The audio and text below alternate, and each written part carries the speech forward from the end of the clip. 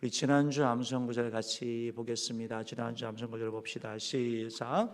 제자들이 나가 두루 전파할세 주께서 함께 역사하사 그 따라는 표적으로 말씀을 확실히 증언하시니라. 마가복음 16장 20절 말씀. 아멘. 오늘 이 말씀은 마가복음의 거의 마지막에 있는 말씀이죠. 마가복음 16장에서 예수님께서 복음을 전하라고 말씀을 하셨고, 그 말씀에 순종하는 제자들, 그를 통하여 주께서 함께 역사하셨다라고 말씀하고 있습니다. 그들이 주께서 함께 하시는 역사를 통하여 나가 복음을 전한 게 아니고 주께 순종할 때 하나님이 일하셨다라는 것을 여러분 기억하시면 좋겠습니다. 우리가 성경을 읽을 때마다 우리가 깨닫게 되는 게 뭐냐면, 우리가 순종할 때, 하나님 앞에 나아갈 때 하나님께서 그 순종과 그 믿음을 보시고 일하시는 사실을 기억하시고 하나님 앞에 기쁘게 나아가는, 믿음으로 나아가는 우리 모두 되기를 축복합니다. 이번 주 말씀 같이 봅시다. 이번 주 말씀입니다. 시작. 필기를 다하매 모인 곳이 진동하더니 우리가 다 성령이 충만하여 담대히 하나님의 말씀을 전하니라. 사도행전 4장 31절 말씀. 아멘. 또 이 말씀 가지고 한 주 동안 묵상하고 살아가면 좋겠습니다.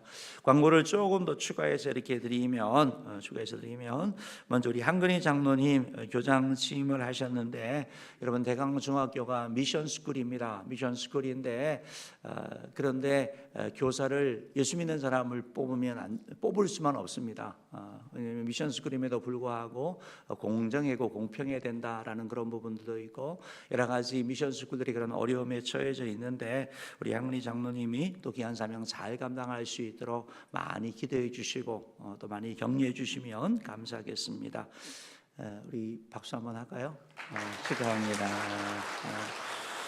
큰 기쁨이 있습니다. 감사합니다. 또 하나는 다음 주 오후 예배 시간에 유재영 목사님이 오셔서 146 요전도 연신 예배 때 말씀을 전해 주시게 되는데, 아마 유재영 목사님을 아시는 분들도 계시고 또 모르시는 분들이 더 많으실 것 같습니다.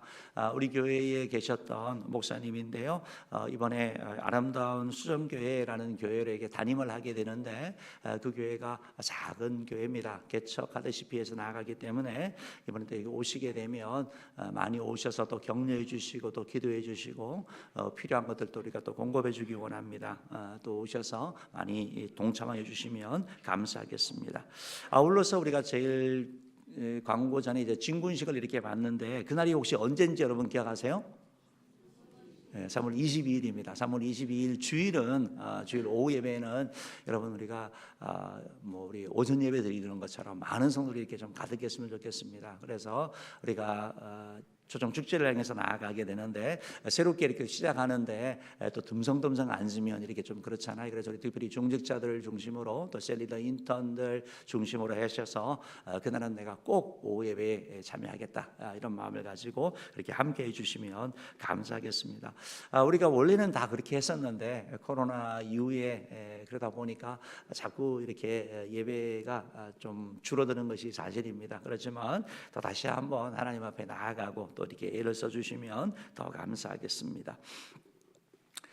오늘 여러분과 함께 읽은 말씀을 가지고 언제 기도할 것인가라는 제목으로 말씀을 나눌 것입니다.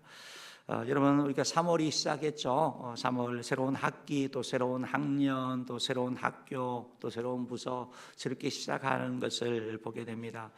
시작하는 것에는 늘 기대가 있지만 또 한편에서는 불편하고 또 긴장이 있는 것이 사실입니다. 내가 그곳에 가서 잘할 수 있을까, 또 남들보다 뒤처지지는 않을까 하는 그런 마음들이 우리 자녀들에게도 있고 우리 성도들에게 있는 것이 사실입니다. 세상은 끊임없이 사람들을 비교하죠.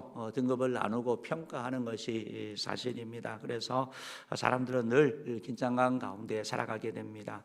남들처럼 해야 되는 그런 압박감 가운데 살아가고 또 비교의식으로 말미암아 열등감 가운데 시달리기 쉬운 것이 사실입니다. 그런데 여러분이 꼭 기억하실 것은 우리는 하나님의 자녀다라는 것입니다. 저와 여러분은 하나님 아버지가 계시고 그분이 바로 우리 아버지가 되신다는 것입니다. 세상에 그 어떤 부자 아버지보다도 풍성하신 아버지, 사랑이 많으신 그 하나님께서 저와 여러분의 아버지가 되시고 그 주님께서 우리를 도와주기 원하시고 우리를 사랑하신다는 사실을 통해서 여러분 위로받으시고 그 주님을 의지하고 나가기를 축복합니다. 현대인이 싫어하는 것이 세 가지가 있다고 합니다. 명령하는 거, 또 간섭하는 거, 통제하는 거. 다 싫으시죠. 심지어 자녀들도 이렇게 하라라고 하면 어렸을 때는 가만히 있는데 초등학교 뭐 조금만 되면 내가 왜 그게 해야 되냐고 이렇게 반발하는 것을 보게 됩니다. 스스로 알아서 하게 내버려 달라라고 이게 요청하는 걸 보게 되는 거죠. 여러분, 그런데 세상에서 우리에 대해서 강요를 잘 안 하죠. 간섭도 잘 안 하지 않고 뭐 이렇게 명령 잘 하지 않습니다. 그런데 교회를 오기만 하면 자꾸 뭘 하라고 명령합니다. 기도하라고, 전도하라고, 예배하라고. 그것은 우리 삶 가운데 꼭 필요하기 때문이고 하나님과 우리 자신을 위해서 반드시 해야 하는 일이기 때문에 그렇다라는 것입니다. 올해 우리 표가 가르쳐 지키게 하라라는 거 아니겠습니까? 또 이것도 우리가 뭐 가르쳐 지키게 한다라는 거 우리가 잘 알고 있고 뭘 해야 되는지 우리가 너무나 잘 알죠. 성도의 기본 뭐 예배, 봉헌자, 기도자, 뭐 학습자, 뭐 전도자 너무 다 잘 압니다. 그런데 이제 문제는 지키는 것이 쉽지 않다라는 것이죠. 올해 표처럼 세상은 그렇다 할지라도 우리가 하나님의 자녀이고 또 영적인 성장을 위해서 우리가 계속해서 배워나가고 익혀나가면 참 좋겠습니다. 오늘 특별히 기도에 대한 내용을 이렇게 조금 살펴보려고 하는데 어떤 분이 이런 말을 했습니다. 기독교 신앙은 모두 그러나라는 말 속에 포함되어 있다. 기독교 신앙은 모두가 그러나라는 말 속에 포함되어 있다라고 말했습니다. 다시 말씀드리면 우리가 기도하면 하나님이 바로 기도하면 바로 응답되어지고 바로 기도하면 바로 결과가 눈앞에 나타나면 기도 안 할 사람이 누가 있겠습니까? 하지 말라 그래도 아마 기도할 겁니다. 그런데 그렇게 기도하라고 하는데 기도하는데도 불구하고 당장 눈앞에 결과가 나타나지 않고 마치 하나님이 옆에 사람의 기도는 들어주는 것 같은데 내 기도는 응답하지 않는 것 같고 나에게 관심 없는 것처럼 느껴질 때가 있습니다. 그러나 기도하셔야 됩니다. 전도도 마찬가지죠. 우리가 복음 전하면 알겠습니다, 교회 오겠습니다 하면 얼마나 좋겠습니까? 그냥 왜 복음을 전하냐고, 왜 또 교회 가자 그러냐고 하면서 오히려 거부하고 우리에 대한 때로 비판하는 것이 사실이죠.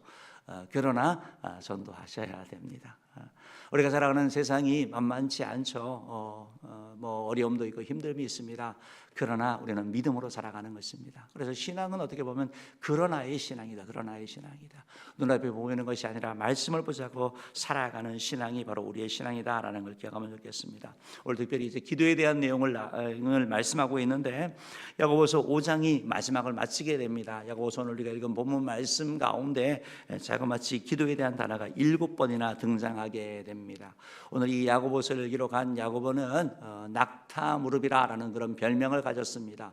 무릎이 낙타와 같대. 여러분 혹시 낙타 무릎을 본 적이 있는지 모르겠지만 굳은 살이 가득 배어 있는 것을 말합니다. 다시 말씀드리면 이 야고보가 바로 기도를 많이 해서 기도의 사람이었고 그래서 그 무릎이 낙타 무릎처럼 하나님께 기도한 기도의 용사였고 그의 그 기도로 말미암아 어려운 가운데 승리하고 그 삶을 정리하면서 또 신앙의 후배들에게 또 이 땅을 살아가는 우리들에게 기도하라라고 이렇게 권면하고 있는 것을 보게 됩니다.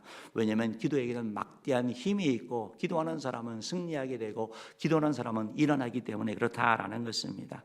오늘 야고보서에서 우리에게 말씀합니다. 너희 중에 이런 사람이 있느냐? 고난당하는 사람, 또 병든 사람, 부족한 사람이 있느냐? 그렇다면 기도하라라고 말씀하고 있습니다. 여러분 어떻게 보면 뭐 부족하고 병들고 또 고난 이것은 우리 삶 전체를 말하는 거 아니겠습니까? 오늘 다시 한번 주의 말씀을 읽으면서 우리에게 주시는 부분을 살펴보려고 합니다. 올해 우리 목표가 가르치기라는 말씀처럼 우리가 기도하는 거 항상 기뻐하라. 쉬지 말고 기도하라. 쉬지 말고 기도하는 거. 기도하는 거 우리의 삶이죠. 그런데 여러분 쉬지 말고 기도하라 그러면 어떤 생각이 드세요? 정말 내가 쉬지 않고 늘 기도해야지라는 생각이 드세요? 아니면 그래 기도해야 된다는 건 아는데 기도가 잘 되지 않지 않습니까? 다시 말씀드리면 우리가 주일을 거룩하게 지키라 그러면 하루 지키는 건 너무 잘할 수 있습니다. 그런데 매일을 주일처럼 살라 그러고 하면 그게 잘 안 되는 거죠. 과거에는 주일에 대한 강조가 아주 많았습니다. 그래서 주일은 철저히 지키라고 가르쳤고 심지어 학생들도 12시가 지나기 전에 공부하지 말라고 그랬습니다. 주일을 지키라고. 그만큼 주일은 철저히 지켜 나갔는데 그러다 보니까 생기는 문제가 뭐냐면 주일은 잘 지키는데 나머지 삶이 부족한 거예요. 나머지 삶 가운데 하나님의 자녀다운 삶을 살지 못하니까 주일만이 아니라 다른 삶도 중요하다라고 가르치기 시작했습니다. 그러다 보니까 나타나는 현상이 뭐냐? 결국 주일에 대한 좀 약화가 나타나게 되는 것이죠. 이것이 우리의 연약함인 것을 보게 됩니다. 우리가 항상 기도하고 기뻐하고 쉬지 말고 기도해야 되는 거 잘 아는데 오늘 특별히 이제 야고보서는 바로 우리에게 쉬지 말고 기도하는데 항상 기도해야 되는데 이러할 때 특별히 더 기도하라고 말씀하면서 우리의 기도가 우리 삶 가운데 있기를 원한다라는 걸 보게 됩니다. 그러면 우리는 언제 기도해야 됩니까? 첫 번째로 여러분 고난 당할 때 여러분 기도하시기 바랍니다. 그리고 기쁠 때에도 기도하시기 바랍니다. 여러분의 인생을 살면서 고난이 찾아올 때 그때는 바로 기도할 때입니다. 고난의 때는 주님께 나아갈 때이고 주님을 바라볼 때입니다. 그래서 고난을 당할 때 여러분 기도하시기를 바랍니다. 또한 여러분의 인생의 삶을 살 때 기쁠 때가 있습니다. 기쁠 때에도 여러분 기도하시기 바랍니다. 왜냐하면 기쁠 때, 잘 되었을 때, 즐거울 때 기도하지 아니하면 우리의 마음 가운데 교만이 찾아오게 되고 그리하여 우리는 그 하나님이 기뻐하는 것이 아니라 제약된 길로 갈 수밖에 없기 때문에 그렇다는 것입니다. 여러분 고난 당할 때 기도하지 아니하면 고난 당하는 힘든 거잖아요. 기도하지 아니하면 우리는 고난 가운데 빠져서 고난 가운데 함몰되기가 쉽습니다. 그러나 기도하게 되면 고난 가운데서도 믿음을 지킬 수 있고 고난 가운데서 하나님을 바라볼 수 있게 됩니다. 여러분 기쁠 때 기도하지 아니하면 우리는 하나님이 없는 삶을 사는 것처럼 교만하여 나아가게 되는데 고난 기쁠 때 즐거울 때 기도하게 되면 우리는 하나님께 감사하게 되고 하나님을 바라봄으로 말미암아 그 삶이 지속되기 때문에 그렇다라는 것입니다. 사랑하는 여러분 언제 기도합니까? 고난 당할 때 기쁠 때 기도하십시오. 오늘 성경 야고보서 5장 13절 말씀 읽어보겠습니다. 시작. 너희 중에 고난 당하는 자가 있느냐? 그는 기도할 것이요 즐거워하는 자가 있느냐? 그는 찬송할지니라. 오늘 말씀에 고난 당하는 자가 있느냐? 기도할 것이고 즐거워하는 자가 있느냐? 기뻐서 그는 찬송하라. 찬송은 곡조 없는 기도이기 때문에 그런 것이죠. 혹시 여러분 고난 가운데 있습니까? 여러분 기도하시기 바랍니다. 혹시 여러분 일이 너무 잘 돼서 즐겁고 행복하고 기쁨 가운데 있습니까? 하나님을 찬양하며 기도하시기 바랍니다. 그때 하나님이 일하시고 하나님이 영광 받으시고 하나님이 도와주시기 때문에 그렇다라는 것입니다. 오늘 특별히 고난에 대한 내용을 좀 살펴보려고 합니다. 세상을 살다 보면 예기치 못한 고난과 시험을 우리가 만나게 됩니다. 고난을 좋아하는 사람은 아무도 없습니다. 그럼에도 우리 인생길에는 고난이 기다리고 있다라는 것입니다. 오늘 본문에 드는 고난한다, 고난당한다라는 그 단어의 의미는 바로 고통을 겪다, 괴로움을 당하다, 고난 속에 있다라는 그런 의미를 가지고 있습니다. 그래서 괴로움 속에서 버티는 그런 상황, 힘든 상황, 즉 삶의 압박 가운데 있는 그런 상황을 나타내는 표현, 너희 중에 고난당하는 자가 있느냐라는 말씀을 하고 있다라는 것입니다. 우리가 이 땅을 살다 보면 온갖 종류의 고난이 우리 가운데 찾아옵니다. 물질의 어려움이 찾아오죠. 인간관계의 어려움으로 말미암아 고난을 겪기도 합니다. 직장 생활을 하면서 고난을 겪기도 하고 가정의 문제로 고난을 겪기도 합니다. 또한 우리 마음에 그러한 정신적인 그런 고난이 찾아오기도 합니다. 외적인 것은 다 괜찮은데 육체적인 고난이 아니고 내 마음에 생기는 그러한 상처들, 아픔들 이걸 통하여 우리는 견딜 수 없는 마음의 그런 정신적인 고난이 찾아오기도 한다라는 것입니다. 사랑하는 성도 여러분, 이 땅을 살아가는 가운데 고난은 피할 수 없는 것인데 이 고난은 믿는 사람에게도 고난이 오게 됩니다. 초대교회 성도들은 고난을 받아서 흩어졌고 고난 가운데 핍박을 받았고 고난 가운데 가난하게 살 수밖에 없었던 것입니다. 그런데 문제는 고난이 왔을 때 우리가 어떻게 대처하느냐, 이것이 참 정말 중요하다라는 것입니다. 중요한 것은 고난이 아니라 고난을 어떻게 반응하느냐, 고난에 어떻게 반응하느냐라는 것이 중요한 것이죠. 사랑하는 성도 여러분, 여러분은 고난이 찾아왔을 때 어떻게 반응하고 계십니까? 고난이 찾아오면 왜 나에게 이런 고난이 찾아오냐고 왜 이런 일이 생겼느냐고 혹시 원망하거나 불평하고 있지는 않습니까? 혹시 고난이 찾아오면 그냥 믿음은 다 내팽개치고 내가 하는 직분도 내려놓고 아이 그냥 몰라라고 자포자기하는 그런 마음으로 나아가고 있지는 않습니까? 혹시 여러분은 고난이 찾아오면 이 고난으로 말미암아 내가 하나님께 더 나아가야 되겠다, 내가 더 기도에 힘써야 되겠다고 생각하면서 하나님께 나아가십니까? 여러분은 어떤 분이십니까? 오늘 우리가 기억해야 될 것은 고난은 하나님께 나아가는 통로가 되어야 된다는 것입니다. 존 칼빈이 그런 얘기를 했습니다. 고난은 하나님께 나아가는 통로다. 하나님이 우리를 부르시는 것, 고난은 기도를 멈추는 것이 아니라 기도를 시작하게 되는 것, 기도의 자리로 더 나아가게 되는 그런 계기가 된다는 것을 여러분 기억하시면 좋겠습니다. 프랑스 철학자였던 까뮤가 이런 얘기를 했는데 그 작품 가운데 이런 얘기가 나옵니다. 세 사람이 감옥에 갇혔다고 합니다. 그런데 각자 서로 태도가 달랐다고 합니다. 첫 번째 사람은 왜 내가 이 감옥에 갇혀야 하는가 원망과 분노에 사로잡혀 있어서 때로 자신을 자학하기도 하고 욕을 하고 자신의 저지를 저주했다고 합니다. 또 한 사람의 죄수는 남은 형기를 채우는 것 외에는 아무 생각도 하지 않았다고 합니다. 모든 것을 체념한 채 그저 시간이 지나기를 기다린 사람이 있었다고 합니다. 세 번째 사람은 감옥문을 나서는 날 또 하나의 새로운 기회가 열리는 날이라고 생각하고 그날을 기대하고 꿈꾸고 준비하며 노력했다라고 합니다. 여러분, 감옥 가운데 있는 사람이 달랐던 것처럼 고난 가운데 고난을 대하는 우리의 태도도 서로 다르다라는 것을 보게 됩니다. 오늘 야고보 사도는 우리에게 그렇게 말씀하고 있습니다. 고난 있을 때 고난 때 환경을 바꾸는 것이 아니라 고난일 때 기도하라고 말씀하고 있습니다. 너희 가운데 고난 당하는 자가 있느냐? 그는 기도할 것이요. 고난 당하는 자가 있느냐? 기도할 것이요. 여러분, 고난은 기도의 중단이 아니고 주님께 나아가야 되는 기도의 시작의 신호라는 것을 여러분 기억하시기를 바랍니다.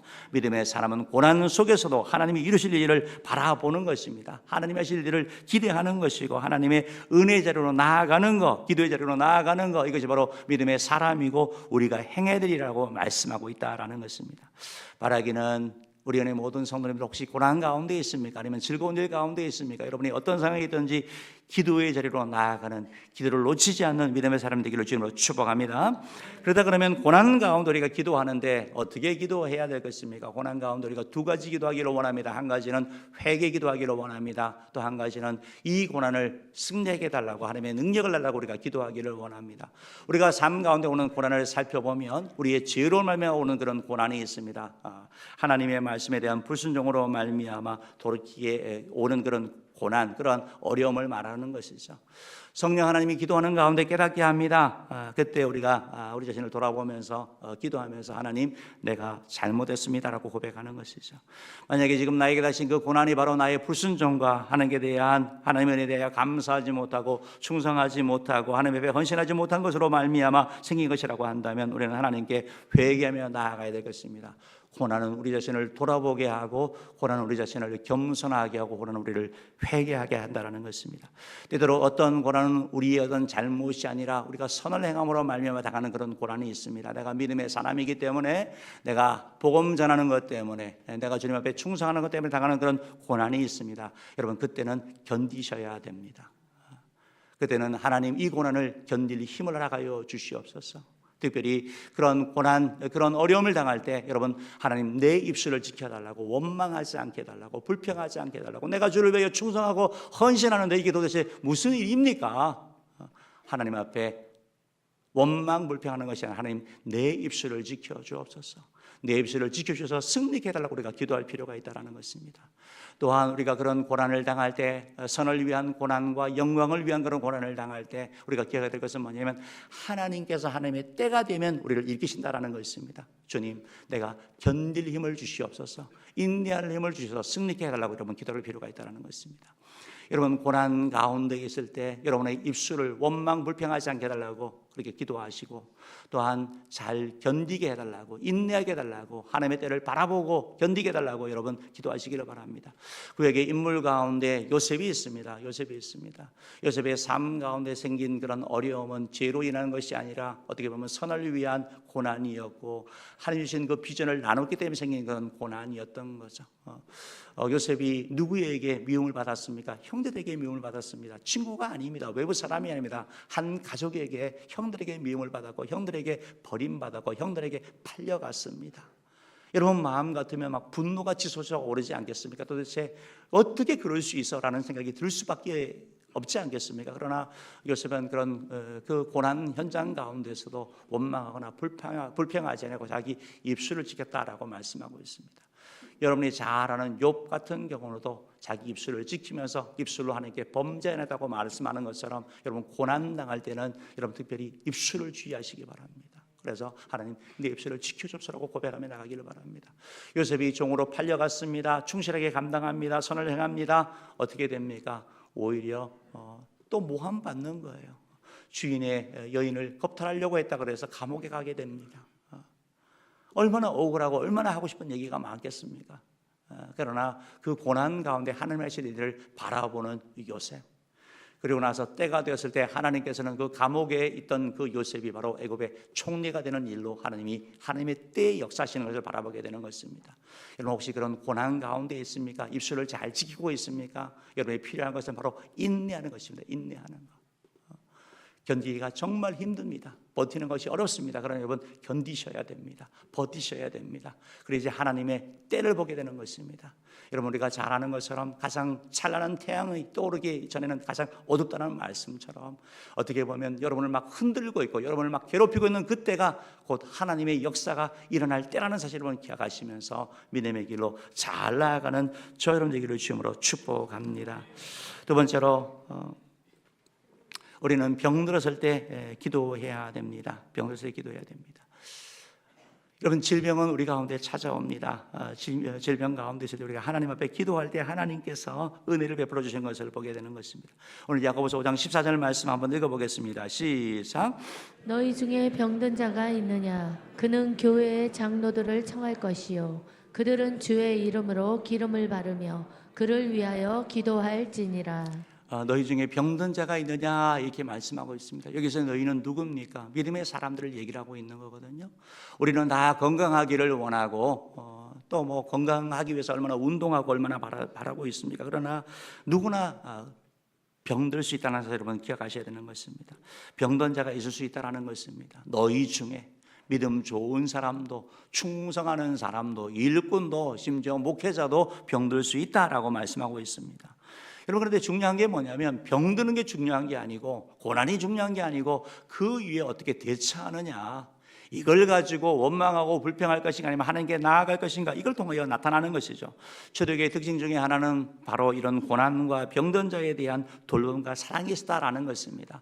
우리에게 말씀하고 있습니다. 병든 자가 있느냐, 질병 가운데 있느냐, 문제 가운데 있느냐 혼자 감당하지 말고 장로를 청하라라고 말씀하고 있습니다. 교회 지도자에게 도움을 요청해라라고 말씀하고 있다라는 것입니다. 영적 지도자들의 도움을 받으라라고 말씀하고 있는 것입니다. 혼자 기도하지 말고 함께 기도하라고 말씀하고 있습니다. 여러분 우리 삶 가운데 이런 고난이 찾아오고 또 어려움이 찾아오고 질병이 찾아올 때 여러분 혼자 감당하지 마시기 바랍니다. 오늘 말씀처럼 함께 기도하는 것이 바로 교회 공동체고 함께 기도할 때 하나님이 영광 받으시고 하나님이 일하시는 것을 보게 되는 것입니다. 어떤 사람은 고통을 당할 때 비밀로 숨기는 사람들이 있습니다. 여러분 그렇지만 그거보다는 이런 질병이 있고 문제가 있을 때 기도 부탁을 하는 것. 집사님 이런 문제가 있습니다. 장로님 이런 문제가 있습니다. 기도해 주십시오라고 말하는 것이 훨씬 지혜로운 사람이고 믿음의 사람이다라는 것입니다. 사랑하는 성도 여러분 기도하실 때 질병 가운데 있을 때 기도하시기를 바라고 혼자 하지 말고 함께 기도를 나눔으로 말미암아 함께 기도해 나가기를 바랍니다. 오늘 성경에 보면 장로님들이 오셔가지고 장로를 초할 때 교회 지도자들이 와서 기름을 바르며 기도한다고 말하고 있는데 여기서 기름을 바른다라는 말씀은 문자적으로 참기름을 바르고 식용유를 바르고 그 기름을 바른다는 말이 아닙니다. 당시의 기름은 바로 치료제로 사용되었던 의약품을 얘기를 하는 것이죠. 그래서 우리가 하나님 앞에 기도해 나가면서 또한 하나님 하나님이 일반 영에게 주신 그 하나님의 은총을 누리면서 하나님의 은혜를 구하는 것이죠. 여러분, 약을 먹는다 그래서 다 치유되는 거 아니지 않습니까? 하나님, 이 약을 먹기를 원합니다. 주님, 이 약이 잘 효과적으로 적용되어져서 그래서 치유되게 해달라고 우리가 기도하며 나갈 필요가 있는 것입니다. 특별히 15절 말씀 한번 읽어보겠습니다. 15절 말씀 읽어봅시다. 시작. 믿음의 기도는 병든 자를 구원하리니 주께서 그를 일으키시리라. 여러분, 믿음의 기도는 병든 자를 구원한다라고 말씀하고 있습니다. 믿음의 기도는 병든 자를 구원한다고 말씀하고 있습니다. 여러분, 우리가 어떤 기도를 해야 됩니까? 믿음의 기도를 해야 됩니다. 믿음의 기도. 믿음의 기도, 믿음으로 시작하고 믿음으로 마치는 그런 기도. 기도하다가 응답되지 않는다고 포기하는 것이 아니라 끝까지 믿음으로 나아가서 믿음으로 승리하는 자 되기를 주님으로 축복합니다. 병은 여러분 우리의 연약함을 드러내는 것이죠. 드러내는 것이죠. 15절 우리 B 부분을 보면 이런 말씀이 있습니다. 한번 읽어봅시다. 시작. 혹시 죄를 범하였을지라도 사하심을 받으리라. 그러면 아멘. 병은 왜 드는 것입니까? 병은 왜 생기는 것입니까? 성경에 보니까 병은 우리가 죄를 지어서 하나님께 대한 불순종으로 말미암아 하나님의 징계로 말미암아 우리 가운데 병이 오는 경우도 있습니다. 구약에 보면 그런 경우도 있습니다. 또 다른 경우는 날 때부터 소경되었던 자에게 제자들이 물었죠. 누구 죄 때문이냐고. 부모 죄 때문이냐, 자기 죄 때문이냐, 이 사람이 태어난 게 누구 죄 때문이라고 얘기를 할 때 뭐라고 말씀합니까? 하나님의 영광을 위한 것이다 라고 말씀하는 것처럼 하나님의 영광을 위한 질병도 있습니다. 고통도 있습니다. 또 어떤 경우 여러분 잘 아는 욥 같은 경우 그 몸에 병이 생겼습니다. 왜 생겼습니까? 죄 때문입니까? 아닙니다. 고난으로 말미암아 시험으로 말미암아 생길 수도 있다라는 것이죠. 어떤 경우는 우리가 우리 자신을 잘 관리하지 못해서 식습관이라든지 운동이라든지 하나님 주신 우리 몸을 잘 관리하지 못해서 생기는 그런 것도 있는 거죠. 그런데 오늘 성경에 보니까 혹시 죄를 범하였을지도라고 하는 이 말씀을 통해서 우리가 아는 것은 어떤 경우는 죄로 말미암아 생긴 병이 있는데 기도할 때 하나님께서 바로 그러한 죄도 용서하신다라고 말씀하고 있는 것입니다. 그래서 혹시라는 단어를 통하여 병이 반드시 죄 때문에만은 아닌 것을 분명히 밝히고 있다라는 것입니다. 그렇지만 우리가 어떤 일이 생겼을 때 우리가 우리 자신을 점검하는 거 아니겠습니까? 그럼 질병이 뭡니까? 질병은 우리 삶 가운데 생기는 스탑 사인이거든요. 우리가 열심히 살아갑니다. 막 이루기 위해서 달려갑니다. 그때 병이 생깁니다. 그러면 다 멈춰야 되는 것입니다. 멈추고 돌아보는 것입니다. 하나님이 잠깐 멈춰라고 말씀하시는 거죠.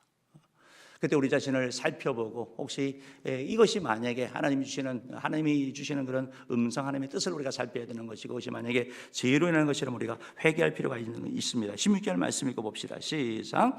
그러므로 너희 죄를 서로 고백하며 병이 낫기를 위하여 서로 기도하라. 의인의 간구는 역사하는 힘이 큼이니라. 아멘. 너희 죄를 서로 고백하며 병이 낫기를 위하여 서로 기도하라. 여러분 회개하라고 말씀하고 있는 거거든요.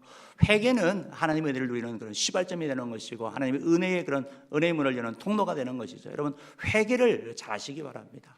회개를 잘할 때 하나님의 은혜가 우리 가운데 임하는 것이고 특별히 의인의 간구는 역사하는 힘이 크다라는 말씀 여러분 잘 기억하시기 바랍니다. 서로 기도하는데 우리가 저 사람이 윤리적인 삶을 잘 살아서 저 사람이 많이 배워서 기도해서 응답받는 게 아니고 의인의 간구 누구입니까? 바로 우리는 의인이 아닙니다. 즉 예수 그리스도로 말미암아 우리가 의인 되는 거 아니겠습니까? 그러니까 우리의 기도가 역사하는 힘이 큰 이유는 바로 예수 그리스도로 말미암아 나아가기 때문에 주어지는 것이고 우리의 기도가 응답받는 것은 바로 예수님 때문에 주어지는 것이죠. 그렇기 때문에 우리가 우리의 기도의 그 응답은 바로 예수님으로 말미암는 사실 여러분 기억하시기를 바랍니다. 오늘 말씀처럼 병든 자가 있느냐 장로를 체해서 장로를 위하여 기도하고 회개하며 나아가라고 말씀하고 있다라는 것을 여러분 병들었을 때 기도함으로 말미암아 하나님의 은혜를 누리기를 주님으로 축복합니다. 저는 우리 삶 가운데 고난과 이런 질병이 찾아오는 것입니다. 이것은 우리를 무너뜨리기 위해서 오는 것이 아니라 하나님께 밀어넣기 위해 온다라는 것입니다. 여러분 고난이 있습니까? 질병이 있습니까? 그것 때문에 하나님께 나아가기를 바랍니다. 고난 속에서 질병 속에서 기도하는 사람은 상황이 아니라 하나님을 붙잡는 사람이 되는 것입니다. 기도는 고난을 이기는 그런 능력이 되는 것이고 하나님의 그 은총을 잊게 되는 그런 통로가 된다라는 것입니다. 고린도후서 1장 8절 9절 말씀 한번 읽어보겠습니다. 고린도후서 1장 8절 9절 말씀 한번 읽어보겠습니다. 시작. 형제들아 우리가 아시아에서 당한 환난을 너희가 모르기를 원하지 아니하노니 힘에 겹도록 심한 고난을 당하여 살 소망까지 끊어지고 우리는 우리 자신이 사형 선고를 받은 줄 알았으니 이는 우리로 자기를 오직 죽은 자를 다시 살리시는 하나님만 의지하게 하심이라. 그럼 우리 삶에 오는 고난과 질병과 모든 그런 실패와 물질적인 어려움과 그런 문제들은 우리가 하나님을 의지하게 하는 거, 하나님을 의지하게 하는 거. 사람들은 고난을 통하여 어려움을 통하여 하나님을 더 사랑하게 됐다면, 하나님을 더 의지하는 자가 되었다면 그것이 축복인 줄 믿습니다. 여러분, 삶 가운데 생기는 그런 고난과 질병과 고통을 하나님께 나아가서 하나님을 의지함으로 말미암아 믿음의 장부로 세워지는 복기를 주님으로 축복합니다. 세 번째로 우리는 언제 기도합니까? 여러분, 부족할 때 기도합니다. 오늘 성경에 보니까 야고보서 1장 5절 말씀에 이렇게 말씀하고 있습니다. 너희 중에 누구든지 지혜가 부족하거든 모든 사람에게 후히 주시고 꾸짖지 하시는 하나님께 구하라 그리하면 주시리라 라고 말씀하고 있습니다. 여러분, 무엇이 부족하십니까? 지혜가 부족하십니까? 용기가 부족하십니까? 물질이 부족하십니까? 사랑이 부족하십니까? 하나님 앞에 구하면 하나님이 주신다라고 말씀하고 있습니다. 특별히 이 말씀의 배경은 당시에 초대교회 성도들이 시험을 핍박을 받았습니다. 시련을 받았습니다. 그래서 다 흩어졌습니다. 여러분, 우리 믿음의 사랑 가운데 생기는 그런 고난들, 어려움들 그 이제가 되지 않는 거거든요. 그때 필요한 게 뭐냐? 그 상황을 하나님의 관점에서 보는 게 바로 이 지혜인 거죠. 하늘의 지혜. 이걸 통해서 하나님이 하시는 일이 있구나, 하나님의 뜻이 있구나, 이걸 통해서 내가 하나님 앞에 나아가게 되는 것이나 깨닫게 되는 것, 그 지혜를 하나님이 주신다라고 말씀하고 있는 것이죠. 우리 하나님은 야고보서 1장 5절에 말씀하고 있습니다. 우리의 부족을 채우시는 분인 것을 말씀하고 있으면서 야고보서 1장 5절은 우리 하나님이 너무너무 좋으신 분인 것을 말씀하고 있습니다. 우리 하나님이 어떤 분입니까? 우리 하나님은 특별한 사람에게 주는 것입니까? 아니면 모든 사람에게 주시는 분이십니까? 모든 사람의 기도 가운데 응답하시는 분이십니다. 모든 사람의 부족을 채우시는 분이십니다. 남자와 여자와 가난한 자와 부자와 상관없이 주님 앞에 나오는 모든 자에게 주시는 분인 것을 말씀하고 있습니다. 우리 하나님은 주시는 분이십니다. 어떻게 주십니까? 조금 주십니까? 후히 주십니까? 풍성히 주십니까? 빈약하게 주십니까? 우리 하나님은 후히 주시는 분이다 라고 말씀하고 있습니다. 그 하나님이 바로 여러분의 아버지가 되신다라는 것입니다. 여러분, 성경에서 말씀하시는 씨앗 비유를 통하여 씨앗이 심겼을 때 30배, 60배, 100배 결실이 맺히는 것처럼 우리 하나님은 풍성히 후히 주시는 분인 것을 여러분 기억하시기를 바랍니다. 또한 우리 하나님은 어떤 분이라고 말씀하고 있습니까? 우리 하나님은 꾸짖지 아니하시는 하나님. 여러분, 때때로 우리가 어떤 사람에게 도움을 요청해야 되는데 그 사람에게 나아가야 되는데 두려워서 못 가는 경우가 있습니다. 괜히 갔다가 또 무슨 소리 들을까 말을 입을 떼지 못할 때가 있습니다. 그러나 우리 하나님은 후히 주시지만 꾸짖지 아니하시는 하나님, 우리를 사랑하시는 하나님, 용서하시는 하나님, 긍휼이 많으신 하나님인 것을 말씀하고 있다는 것입니다. 사랑하는 성도 여러분, 우리 하나님은 후히 주시고 꾸짖지 아니하시고 풍성히 주시는 하나님, 누경해 주시는 하나님, 부족한 자를 채우시는 하나님인 것을 말씀하고 있습니다. 그런데 여러분, 이 하나님인데 이 하나님이 우리에게 은혜를 주시는데 그런데 하나의 조건이 있습니다. 6절 말씀 한번 읽어봅시다. 6절 말씀입니다. 시작. 오직 믿음으로 구하고 조금도 의심하지 말라. 오직 믿음으로 구해야 된다. 의심하면 안 된다고 말씀하고 있습니다. 하나님이 후히 주시는데 꾸짖지 아니하시는데 조건이 있습니다. 의심하지 말고 믿음으로 구하라고 말씀하고 있습니다. 우리가 성경을 이렇게 보니까 아까 전에 야고보서 5장 말씀에서도 믿음으로 구하는 기도에 응답한다고 말씀하고 있는데 여기서 역시 믿음으로 나아가야 되는 것을 말씀하고 있습니다. 여러분, 믿음의 기도가 응답받는다라고 여러분 기억하시길 바랍니다. 하나님은 반드시 그가 계신 그가 또한 자기를 찾는 자에게 상 주시는 이심을 믿어야 할지니라. 믿음의 용서, 믿음의 기도, 믿음의 기도로 나아갈 때 하나님이 일하신다는 것입니다. 세상과 하나님을 동시에 가지는 그런 것이 아니라 하나님만 붙잡고 나가는 그 믿음, 하나님은 전적으로 의지하는 그 믿음을 통해 하나님이 일하시는 것을 보게 되는 겁니다. 여러분, 여기서의 이제 의심한다라는 것은 바로 두 마음을 품은 상태를 말하고 있습니다. 7절, 8절 말씀 한번 읽어볼까요? 읽어봅시다. 시작. 의심하는 자는 마치 바람에 밀려 요동하는 바닷 물결 같으니 이런 사람은 무엇이든지 주께 얻기를 생각하지 말라. 두 마음을 품어 모든 일에 정함이 없는 자로다. 의심하는 자는 믿음으로 구하지 않는 자는 의심하는 자라고 말씀하고 있고 바다 물결이 흔들리는 것처럼 이렇게 마음이 흔들리는 자, 그 마음에 평화가 없고 늘 불안 가운데 살아간다고 말씀하고 있습니다. 사랑하는 여러분, 믿음의 기도로 말미암아 하나님의 기도 응답도 누리고 마음의 평화도 누리는 자들을 주님으로 축복합니다. 오늘 말씀은 좀 정리해 보도록 하겠습니다. 오늘 야고보서는 우리에게 고난 당할 때, 기쁠 때, 병들었을 때, 부족할 때 기도하라고 말씀하고 있습니다. 여러분은 언제 기도하십니까? 주의 도움이 필요할 때, 뭔가 결정해야 될 때, 그때 마치 기도를 우리 인생의 비상벨처럼, 통로처럼 그렇게 사용하고 계십니까? 오늘 주님께서는 바로 우리들에게 말씀하고 있습니다. 병들었을 때, 고난했을 때, 부족할 때, 이것은 우리 모두의 삶을 얘기를 하면서 매 순간 언제 어디서나 주님 앞에 기도하며 나아가야 될 것에 대한 것을 말씀하고 있는 것입니다. 여러분, 기도를 통해서 하나님이 일하시기 때문에 그렇습니다. 기도에 대한 강조를 우리 가운데 하신 것을 보게 됩니다. 여러분, 예수님께서 우리에게 기도의 본을 보여주셨죠. 겟세마네 동산에서 예수님이 기도를 하셨습니다. 땀이 핏방울 내도록 간절히 기도하셨습니다. 여러분, 그 기도를 보시면서 이상한 생각 해본 적 없습니까? 왜 주님께서 이렇게 기도를 하셨을까? 예수님이 뭐가 부족한 사람이 아니잖아요. 예수님은 말씀 하나님이시고 능력이 많으신 분인데, 우리처럼 부족한 사람은 하나님의 은혜를 구하기 위해서 기도하는데 왜 주님께서 이렇게 간절히 기도하셨을까? 이런 기도의 본을 보여주시는 거잖아요. 제자들에게요. 우리에게 기도의 본을 보여주시는 거예요. 기도를 통해서 하나님이 일하시고 하나님이 영광 받으시고 기도를 통해서 하나님이 은혜를 주신다는 것을 우리 가운데 보여주시는 것을 말씀하고 있는 것이죠. 그 주님께서 우리에게 기도하라고 이렇게 본을 보여주시고, 그리고 한시 동안도 깨어 있으면 시험도 전하고 우리에게 말씀하고 하나님의 은혜를 된 것을 말씀하고, 마태복음에서도 기도에 대한 것을 말씀하고 있는데 마태복음 7장 7절 말씀 한번 읽어봅시다. 시작. 구하라 그리하면 너에게 주실 것이요 찾으라 그리하면 찾아낼 것이요 문을 두드리라 그리하면 너에게 열릴 것이니. 주님께서 또 말씀하는 거예요. 기도하라고, 구하라고, 자꾸 두드리라고. 고난 가운데, 질병 가운데, 부족할 때 구하고 자꾸 두드리면 하나님께서 은혜 주신다고 말씀하고 있습니다. 그래도 우리가 기도를 안 하니까 주님께서 뭐라고 말씀하시면 이런 비유를 하시는 거예요. 9절, 10절, 11절 말씀인가요? 한번 읽어봅시다. 시작.